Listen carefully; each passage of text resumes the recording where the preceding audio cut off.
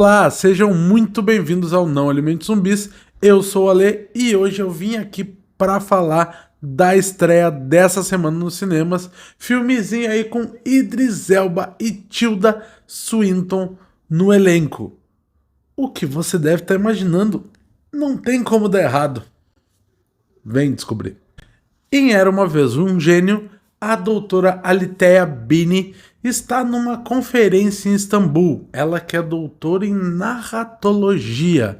Ela estuda a contação de histórias. Ela que é uma mulher solitária, mas que costuma dizer que não é sozinha porque ela vive muito bem com seus personagens das histórias que ela tanto estuda.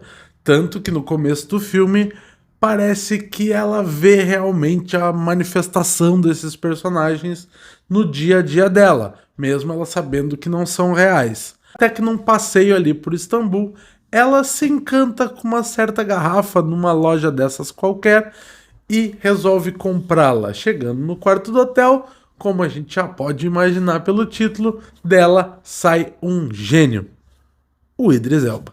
Quando esse gênio sai da garrafa, em troca de sua liberdade, ele concede para a doutora Alitheia 3 desejos. Até aí, tudo bem, já parece ser uma história que a gente já viu por aí muitas vezes.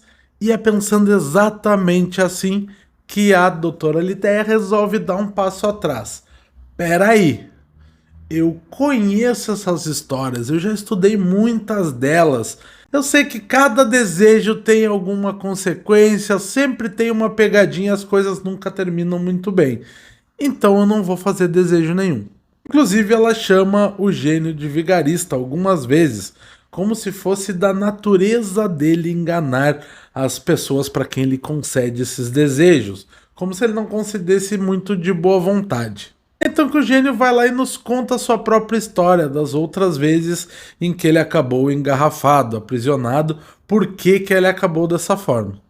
E aí o filme nos leva para uma viagem por esses contos, com a Rainha de Sabá, com o Rei Salomão e com alguns outros personagens aí ao longo da história e desses milhares de anos aí de vida do gênio. Até aí eu gosto dessa forma como ela simplesmente não se deixa seduzir por essa promessa de tu poder ter qualquer coisa que tu possa imaginar e ela resolve questionar isso. Afinal, o que realmente eu preciso, o que realmente eu desejo e o preço que eu vou pagar por isso vale a pena a ponto de eu ter qualquer coisa que eu queira? Nisso o filme vai trazendo muitas reflexões enquanto o gênio vai contando a sua própria história e cada vez ela vai questionando ainda mais tudo que ele vai contando para ela.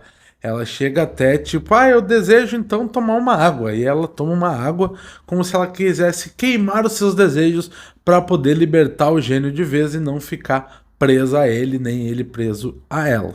Além desse olhar diferente sobre a questão dos desejos, eu gosto também da forma como ele deixa uma certa dúvida no ar. Porque o gênio aparece sem dar muita explicação, sem dizer de onde vem, por que existem gênios. Ela quase não duvida, ela chega a duvidar um pouquinho ali, porque ela já está acostumada a ver essas personagens, essas criaturas, mas ela fecha os olhos, conta até 13 ela some, e dessa vez não funcionou, então ela acredita naquilo ali muito fácil.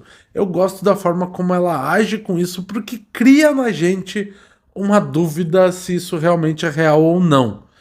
Infelizmente, o filme conta isso pra gente no final. Eu acho que se ele deixasse essa dúvida como se fosse uma coisa realmente era um gênio ou não, era mais uma busca quase de autoconhecimento dela mesma, eu acho que poderia ter dado um sentido que eu gostaria mais no filme. Além disso, o filme tem partes bem distintas. Dá praticamente para dividir ele em dois, que é essa primeira parte em que o gênio está contando histórias, em que ele tem uma estética muito mais fantasiosa, até algumas coisas meio brega, como algumas transições de cena, querendo mostrar capítulos a cada história que ele vai mostrando, e aí baixa tipo um pergaminho na tela com o título da historinha que ele vai contar. como se ela estivesse realmente lendo um livro, o que aumenta aquela desconfiança de que se aquilo é real ou não. Mas ele tem esse tom bem fantasioso. Até a paleta de cor do filme muda bastante. E depois de um certo ponto, eles voltam para casa dele, ela sai de Istambul, eles vão juntos e aí a coisa muda bastante, assim, esse tom fantasioso perde espaço para um tom bem mais real. Inclusive, a própria doutora Litéia, que está narrando a história no começo, ela diz que é uma história de contos de fadas, mas que é verdadeira, mas que precisa ser contada nesse tom de conto de fadas.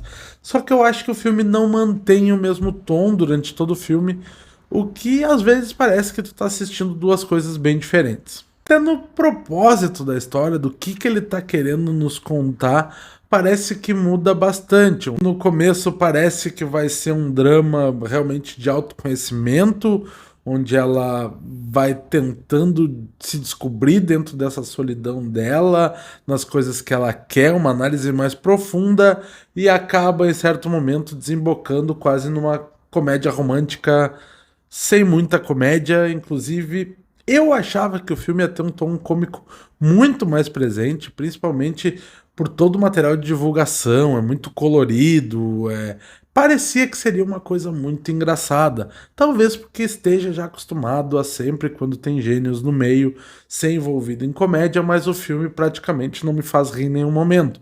Não é a intenção dele, mas ele traz um romance mais pro final que pra mim não encaixou legal na história. Falando em estética, lembrar que esse filme é dirigido pelo George Miller, o mesmo lá de Mad Max, então a gente sabe que ele cria coisas muito bonitas. Em alguns momentos a gente vê isso no filme, mas toda a parte da fumacinha do gênio, a forma como ele se apresenta, eu não gostei muito. O Idris Elba e a Tilda Swinton são maravilhosos, eu acho que eles sempre vão ser maravilhosos. Mas vamos aqui refletir que o Idris Elba cai em cada projeto que, olha, vou te contar. O último que foi a Fera e esse agora, pra mim, não bateu mesmo, assim. Idris Elba, me ajuda a te ajudar, irmão. Era uma vez um gênio, ele tinha uma grande ideia e que traz boas reflexões pra gente. Acho que em certos momentos tem muita coisa que a gente pode se relacionar e eu gosto muito quando um filme trabalha isso dentro da gente como espectador, mas algumas decisões que ele toma ao longo do filme o deixam meio perdido e numa zona muito comum a muitas outras coisas que a gente já viu por aí. Lembrando que Era Uma Vez um Gênio estreia nos cinemas nesse dia 1º de setembro. É aquele filme que ele não necessariamente pede aquela tela de cinema, aquela imersão. Seria ótimo se esse filme tivesse saindo num streaming, mas se vocês forem assistir, voltem aqui, vem comentar comigo o que vocês acharam de Era Uma Vez um Gênio. A gente se vê qualquer hora dessa. Até a próxima. Tchau, tchau.